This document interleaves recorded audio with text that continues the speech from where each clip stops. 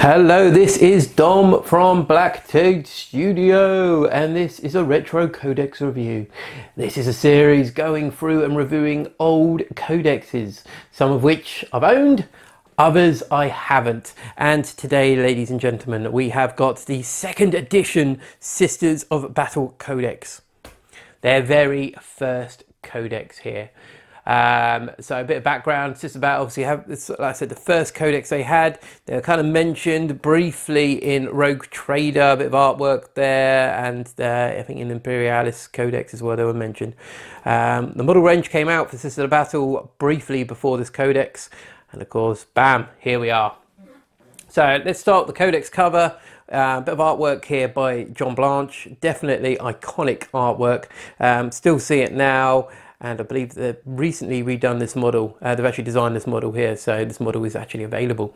So as I say, done by John Blanche, very striking compared to a lot of second edition codex artwork. Definitely style has changed, and I believe this was on the later end of second edition, so you can kind of see why the artwork has changed slightly. So let's open it up. So this codex was released in 1997. It was written by the great Gavin Thorpe, and it's got some artwork from a selection of artists in here, which you can briefly see here. Some more well known than others. So you've got John Blanche there and Wayne England, and you've also got Paul Smith as well. We'll kind of go through the artwork as we go through this review here. On the inside cover, you've got a lovely bit of diorama there of a massive imperial church, obviously scratch built back then. In second edition, there wasn't many terrain kits from Games Workshop, so a lot of this is scratch built, and it's really nice big inquisitorial symbol on there. And you've got the Redemptor Krynov. Yeah, I think that's his name. So as you can see from the contents page, we have got a 64-page codex here. It differs a little bit, it goes up to 64 pages, and we haven't got a catalogue at the back of this one, which is quite interesting. As we know, it's now a second edition codex and the later part of second edition, so I believe they were trying to start kind of just making these for rules rather than an actual catalogue itself, and kind of getting away from the way Games Workshop was selling models at this point, I believe. So 64 pages, and I believe it goes almost up to 40 pages of background and story and etc. And as we can see here, not so much. So my initial opinion of this codex, it's a bit of a sacred cow amongst Imperial players, definitely sister players, and it's got a big community behind it. I'm actually going to go out and say it's probably my least favourite to date of the codexes, which I'll get into. But also, being least favourite is also very important, and I'll explain. So as we go through here, we can see how they were founded. So they were part of the ecclesiarchy, and the ecclesiarchy had the rule of they cannot have any men, armed men in the ecclesiarchy. So of course, this is about went, well, we're actually women, so haha, got around that one, didn't we? Of course, corruption, power corrupts, and eventually they kind of fell under the influence of their leader, who was a bit of a despot, and rose up against him. But that's for another story. That might be for a faction video at some point, Faction Friday video. Once again, we've got the Redemptor Krynov, the Arch Confessor there in this bit of artwork. I love this bit of artwork. I think it's really nice. Very kind of like Soviet feel, mainly because we've got the Valhallans cheering on down there, but because we've got this iconic figure, the Arch Confessor there in the centre, really kind of spurs on what Sisters are about and what the ecclesiarchy are all about. It's about getting the religious zeal and propelling men into battle. So like I said, the first 40 pages here about the background of the sisters and how they kind of fell under, as we see here, High Lord Vandaya, who led the Imperium into another war essentially with the Astartes. Brilliant bit of artwork up here. Sorry, I'm going to go off, and if you've seen some of these videos, I do tend to go off on the artwork a little bit here, but I think this is amazing. You can see these tiny little figures there, and it's just absolutely mental, this building. It's huge. And I think this book definitely kind of, for all its faults, puts across a lot of the Imperial Church and how it's portrayed. So good and bad. So we go through here, more background stuff here. And once again, we've got a nice bit of artwork up here, actually. I don't know who that's by. If anyone knows, put a comment below, but I like that. It's kind of just firing down, probably on a crowd of worshippers. We might, but it's heroic, it could just be murder. And there we go, we've got the nice bit of artwork there by John Blanche. Got plenty of rodents here. Got a little rat down there, got a little bat up here. And it's very nice. You've got the sisters over on the left hand side here doing their business, doing some redempting maybe, and over on the right here a bit more of the ecclesiarchy kind of standing behind the sister here. But lots of characters built in there. A strange hooded character at the back there, probably up to no good. So this book was lent to me by a friend of the channel, Carl, who's done some commission work for us in the past, has donated a lot for the channel, and a real champion. So he's lent me this codex here. So we go into the sisters here and the organisation, which we've got here over on the left. Quite interesting. The main reason I didn't like this codex and compared to other codexes, but it's still important, is this was the flagstone of Sisters of Battle. So you can see here where it started. Like they had these great ideas of the colour scheme and the orders, but there's nothing really. You've got almost like 40 pages of background and information on the sisters. They don't really have any information on the individual orders, which I think is a real shame. Obviously in the new codex there was a bit of a gap from this codex to the recent one. So this was released in 97. I believe there's another codex between, but they really haven't had any love, the sisters. But this is quite bland in some ways, because you don't quite have the depth when it comes to the individual sisters and what they're all about. Overall, you have a lot of background, but for each order you don't, which is a shame. But obviously they've kind of worked on that and they've added a lot more, which is great. So important. This is, like I said, the flagstone of sisters, and since then it's been expanded upon. Without this codex, you wouldn't have the range that we do now. So once again, very important, although it does lack a little bit in my opinion. There we've got the model range of the sisters. Like I said, the range I believe came out just before this codex, and you can kind of see what they had to begin with. So they didn't have many, although the models from 97, I believe they've aged relatively well. Like I say, you've got a brand new range now that have been released, but up to a couple of years ago you'd quite happily still run these guys, or I would anyway, or run these ladies. And of course they were the first and current all-female model range. There have been odd female models in Warhammer 40,000, like definitely the Drakari and the Ardari, or the Dark Elder and Elder have had some. I believe the Imperial Guard have had the odd one back in Road Trader times, but except for that, nothing. So very important. Got the Seraphim models here, and was quite nice. Goblin green bases, bit of flock, jobs are good. And same over here as well, like really nice metal models. Turn over there. We've got some more bits of artwork here. We've got the old school Rhino with the Redemptor turret there, so that's still quite an old one. But so you got an old school Rhino there. So kind of adopting from the Astartes. You've got the Astartes there, the Space Marines fighting alongside the sisters. And we kind of see like there's always a bit of friction between the Space Marines and the sisters in this current rule set. And then we got a nice map. So we don't normally, like, we've had maps recently, but not to the same level as this map here. And it kind of goes through particular parts of the Imperium where the important planets are. Got lots of inquisitorial ones, which are obviously part of the ecclesiarchy and where they're based. And then you've got a bit of an army on parade picture there, which is blander than bland. This is like your dry white bread. It serves a purpose. It shows you the models. but it's just boring, isn't it, really? It's a shame. They could have done so much, but it almost feels like an afterthought. Oh, let's put the centre page of a couple of squads of sisters. And then we go into a little bit more here about the Imperial Priesthood. So some models that you can still actually purchase on the Games Workshop website. Got some Valhallan troops down there, a bit of stat stuff there, and there's a Blanche artwork here. So the Blanche artwork is quite nice because you've got some of the current 40k models. So you've got like Fabius there, Memphis in there, Sister of Battle down there, a couple of others, and it shows you what you can do.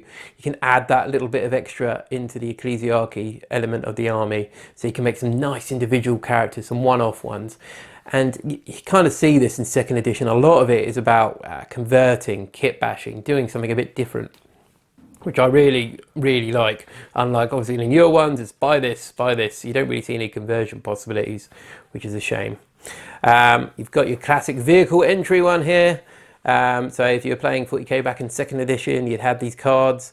Probably wouldn't be cutting it out directly out of this book. You'd photocopy it, or you'd get a copy from one of your other box sets, and you'd have that there to work on. And I really miss those. I think they're quite cool because you've got the crew bits there. That's a main part, and then down here you've got about the vehicles being hit on specific points.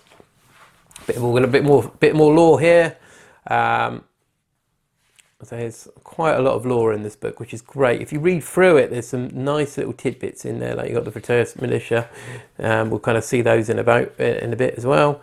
We'll go through.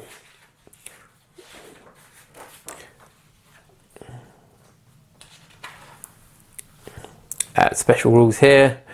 So you've got the relics that you can pay for, so a bit like the wargear that you've seen in previous codexes. I don't think you've got a wargear section in here. Like you say, you can see a different format than you have in other codexes. So obviously this is towards the end of second.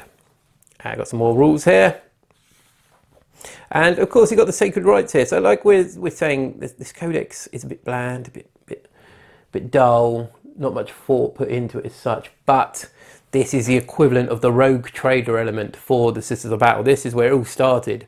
So you've got this, and then bam, you kind of see it kind of getting worked on over the years. And without this, who knows what Sisters will look like. But very important that you've got these elements here.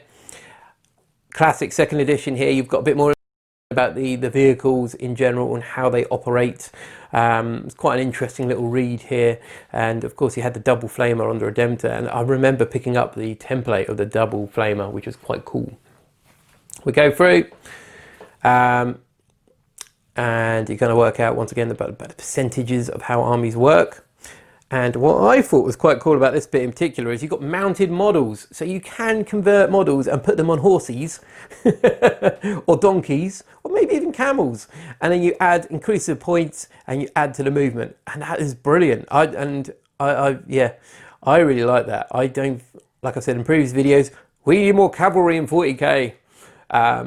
So I quite like that element there. It's quite different, quite unique. Like I said, it's quite I don't want to keep going on about how bland this codex is, but this is quite nice that they've added this in here. I haven't seen this in other codexes, although hopefully I will as I go through these the old codexes, but I like that there. Very cool. So as we get into the main section here, you can see that we've actually got some of the rules here and some of the wargear. So most of it is pretty much standard Imperial stuff over on the left. There's nothing really too exciting, although you do have the introduction of bows, muskets and crossbows. I mean, actually consider it, it's quite exciting. And a lance for mounted models, so that's quite cool for the Fraterus militia there. Let me move over to the canoness there, so it's 0 to 1 canoness. Which is quite nice. And then you've got the allies. So as you know in previous codexes, that you have it done by percentage here. What the limits are, 25 plus must be 25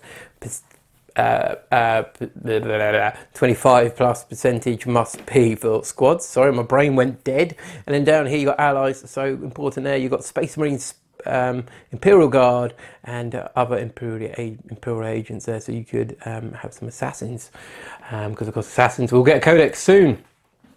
As we go in, you then start to have the other elements of the army. So you've got the missionaries, the confessors, and the sisters. Now here we've got the preacher there. So it's quite nice that you still see some models that cross codexes, in my opinion. One of which, of course, is like preachers or priests. Then we've got the basic sister squads over here. You've got all their rules laid out. And down here you've got the options there for the sister squad. So they're not too bad. Like I said, there's quite a limited codex what you could have. For some, you've then got the Seraphim here. So the Seraphim there were squads of 5, I believe. So they're still quite small squads. I don't know if they could have expanded into larger squads. I'm going to say at this point they couldn't, and they could be 5-man squads, 5 lady squads. You've got the Frateris militia there. So these guys could go up to squads of 20, I believe, which is quite cool. And as you can kind of see from the previous element, you could have some strange weaponry in some of these squads. And there were Frateris militia models available, nice metal ones, but a lot of people just kind of kit bashed plastic other models, or you kind of introduced different types, because the Frateris militia are a bit like Chaos Cultists in the element, where you could kind of have different types. They came from different element, different worlds. Some more pious than others, so you could have a nice mix in of models there. But the Frateris militia models were available. I mean, some of them were quite iconic. I think at this time as well, we saw Necromunda kind of appearing, and so you had lots of possibilities there. Down here you've got the support elements. So you've got the Rhino. We've seen the Rhino in the pictures before. It was the old Space Marine Rhino there. You got the Immolator. Sorry, I've been getting it wrong. It was the Immolator. My apologies for Sisters players out there. It was the Immolator. So on my apologies, I've got that wrong. Hopefully you haven't put a comment below already. But aha, I got ya. So there you go. Then we've got the special characters. So a few of these special characters have come across into other codexes or stayed relatively useful. Others have not, unfortunately. I don't believe Helena ever had an actual model. She was quite cool. Then, of course, we have Ura Jacobus. The Protector of the Faith. He was a cool guy with a shotgun, if I remember rightly. Very nice model. Never had him myself, but he was quite cool. So, of course, we've got the Redemptor that we saw earlier in the artwork. He's still got a current model, which is quite nice. And then the Cardinal. And that's it. I mean, that is it. It's not much in this codex, unfortunately, which is a shame, because you know, it had so much to offer. Yeah, we've kind of a little bit short there, and a lot of Sisters players were left hanging for a while. Luckily now in 8th edition, obviously 9th edition is around the corner now, we have seen the Sisters come back in force with an astounding model range. And like I said before, this codex may not be the best, although it is important to the Warhammer 40,000 community, because it was the flagstone of what Games Workshop could offer and what the Sisters could the potential was there. That is the most important thing. The potential was here for the Sisters. And sorry, on the back cover here we have got a little fight here with Fabius and the Death Guard. Obviously Fabius has sold out his wares to the Death Guard, and the Sisters there are to repent their sins and cover them in bolter shells. Down there we've got some Orkies. So the previous codex review we had Orkies, and that's it. That is the Sisters of Battle 2nd edition codex. Like I said, made a couple of mistakes, but it was a good codex in some ways, and we could have had some more stuff on orders, which we do now know in the new codex. So Sisters of Battle, least favourite, but very important nonetheless. Let me know your thoughts below. If you disagree with me, I'd like to know. I'm sure some of you out there will definitely have a word to say about my views on this codex. But yes, this is Dom from BlackToad Studios. Thank you very much for watching, and I will see you next time for a Retro Codex review.